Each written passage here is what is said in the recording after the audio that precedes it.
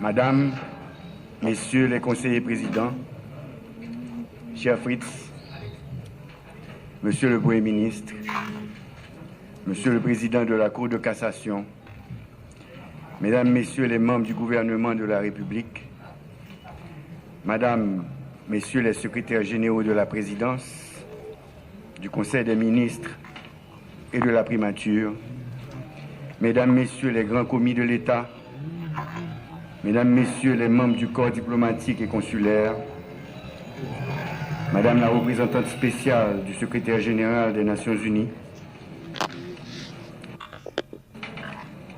Monsieur le chef des Forces armées d'Haïti, Monsieur le directeur général de la police nationale d'Haïti, Monsieur le général commandant en chef de la mission multinationale de support à la sécurité en Haïti, Monsieur le chef de la délégation officielle de l'Organisation internationale de la francophonie, chers compatriotes, Mesdames, Messieurs de la presse, chers invités, Mesdames, Messieurs,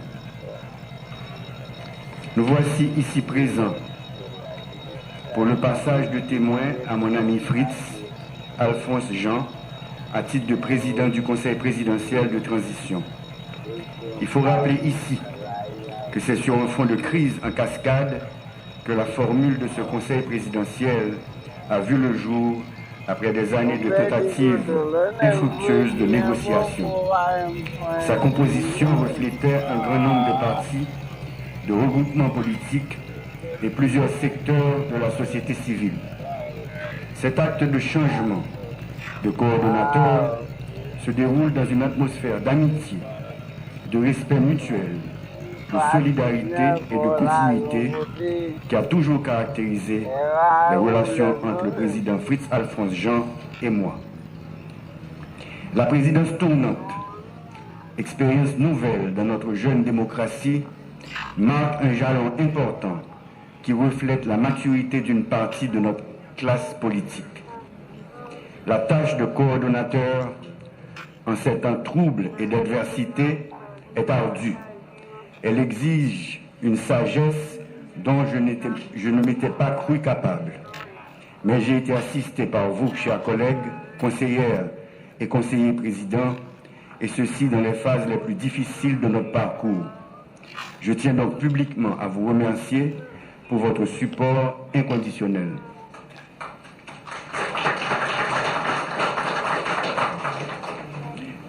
Mes remerciements et mon admiration vont au Premier ministre, aux membres du gouvernement, de nos forces de sécurité, la police nationale d'Haïti et les forces armées d'Haïti pour leur courage et leur ardeur au combat contre ceux qui ont conjuré la perte de notre dignité de nation.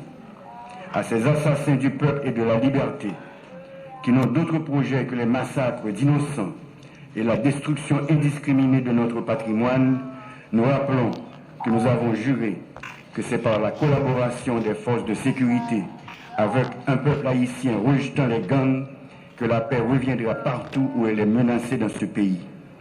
Mariage peuple, la police acclamée a toujours mis insécurité cabas, a toujours campé entre avec route bandits sanguinaires.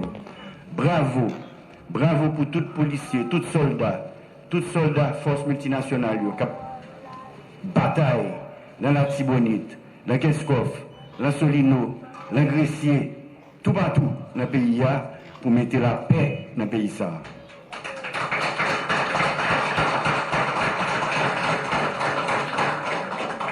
C'est pourquoi, sans tarder, dès ma prise de fonction en octobre dernier, conscient de notre exposition aux différents aléas naturels et faits de main d'homme, j'ai inauguré le camp militaire Vertières, participé à la conférence internationale sur la biodiversité en Colombie, où par la même occasion, j'ai établi les bases d'une coopération haïtiano-colombienne renforcée et dans tous les domaines. Les conseils des ministres binationaux tenus dans chaque pays ont établi les bases de nos nouvelles relations entre les deux États. Quant à la visite du président Petro et de sa délégation à Jacmel et l'accueil chaleureux, émouvant que cette ville lui a réservé, elle a redoré l'image de notre Haïti, terre de liberté et d'accueil depuis 1804, et ouvert des perspectives intéressantes au commerce avec la Colombie. C'est dans notre patrimoine, notre culture et notre histoire que nous trouvons la force de rebondir. Notre liberté, fièrement conquise et consacrée pour la première fois à Fort-Liberté en 1803, a été commémorée le 29 novembre dernier. C'est pour cette liberté que nous continuons de nous battre pour en jouir pleinement, Jean ancêtres nous tévléa, et la léguer intacte à nos descendants. Mesdames, Messieurs, aux adversaires d'hier devenus partenaires d'aujourd'hui, nous offrons l'occasion de repenser une nouvelle forme de coopération pour un avenir radieux pour tous. Nous sommes donc prêts, de concert avec nos parents d'Afrique, nos voisins de la CARICOM et de l'Amérique latine, à envisager sereinement l'avenir avec les anciennes puissances coloniales, car nous devons en finir avec les erreurs du passé. Mon voyage au Vatican pour promouvoir une conférence internationale de solidarité avec Haïti, ainsi que ma visite en France en cette année du bicentenaire de la rançon de l'indépendance, ont renforcé mes convictions. Comme vous le savez, les missions du Conseil présidentiel de transition sont prioritairement le rétablissement de la sécurité, la réforme de la Constitution et l'organisation d'élections. Durant les 5 derniers mois, l'effectif de policiers a augmenté. Celui de militaires doit connaître bientôt un accroissement significatif.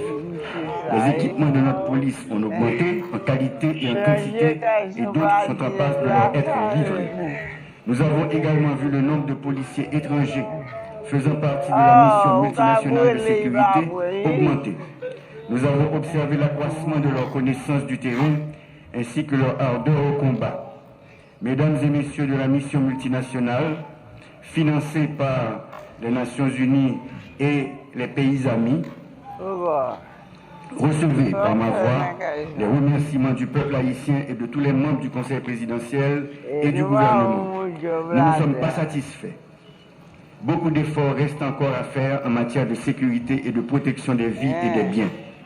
Nous devons trouver la forme de collaboration la plus adaptée à nos besoins et au contexte international. Nous y travaillons et nous y parviendrons.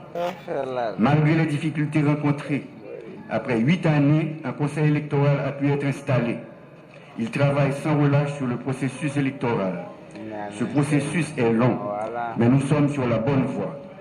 En cette année nécessitant de nombreuses consultations, nous avons ouvert de nouveaux canaux de communication avec la presse. Les mardis de la nation ont vu le jour et leur succès va grandissant.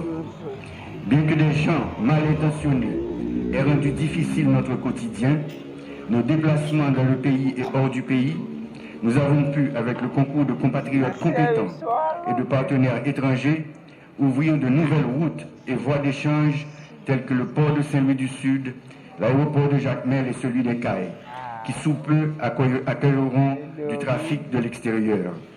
Durant ces différents séjours dans nos régions, j'ai été enrichi par les échanges et la vision de développement de nos concitoyens. Il n'y a pas bas, il y a résister et puis il y a travail. Compliment pour nous toutes.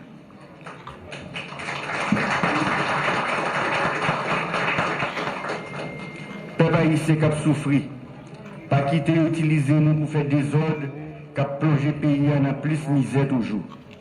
Nous remarquons des efforts qu'a fait pour reprendre contrôle dans certains quartiers. Pas de route, pas bois. Solution, c'est mariage. Peuple là, avec la police, avec l'armée et puis force internationale. En nous mettant main, en nous bataille pour pays nous cabelles, dans solidarité et courage. Nous faisons créer un réseau national, centre d'accueil pour tous les gens qui sont plus vulnérables ou qui ont un problème avec la loi.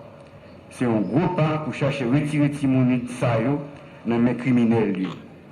Le moment est arrivé, cher Fritz, de te tendre le témoin. Je te sais capable et animé d'un patriotisme et d'une foi inébranlable.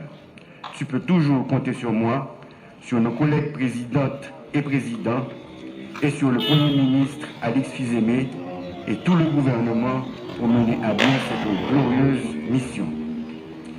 Souffrez maintenant avec moi que je vous énumère certaines actions réalisées par le Conseil présidentiel de transition sous ma coordination durant ces 5 derniers mois. En matière de gouvernance et d'administration, installation complète du Conseil électoral provisoire, CEP, une première en Haïti depuis 8 ans. Nomination de nouveaux premiers ministres et formation de gouvernement. Désignation officielle de nouveaux ambassadeurs. Nomination des délégués départementaux, vice-délégués et maires. Nomination de nouveaux juges pour renforcer le système judiciaire. Désignation de directeurs généraux à la tête d'institutions publiques. Organisation des assises régionales pour le référendum constitutionnel. En matière de sécurité et de défense, déploiement des forces armées d'Haïti à la base militaire de Vertières et création d'une promotion spéciale de plus de 700 agents de la police nationale d'Haïti. Commande d'équipements en cours pour les FADH et la PNH. Mise en place du Conseil national de sécurité et d'une task force permettant le renforcement de la capacité de frappe des forces de sécurité. Arrestation de plusieurs individus impliqués dans des crimes de financement de gangs. Demande officielle au gouvernement haïtien d'ouvrir une enquête sur les personnes sanctionnées et d'évaluer les preuves à leur encontre.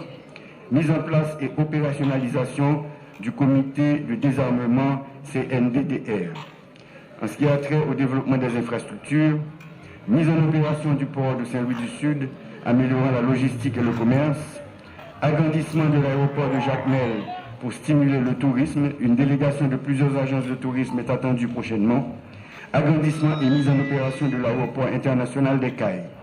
En matière de diplomatie et relations internationales, première visite officielle d'un président étranger à Jacmel, avec la création de 2 conseils binationaux pour renforcer la coopération externe, rencontre avec le président Macron pour discuter de la sécurité, de la restitution, des réparations et du dialogue bilatéral, promotion de l'organisation d'une conférence nationale avec le soutien du pape pour appuyer Haïti, engagement obtenu auprès du Venezuela et des pays de l'ALBA pour une aide humanitaire, développement social, adoption d'un arrêté créant un réseau national de centres d'accueil pour les enfants soldats. Cher Président Fritz, je vous souhaite un heureux combat. Merci.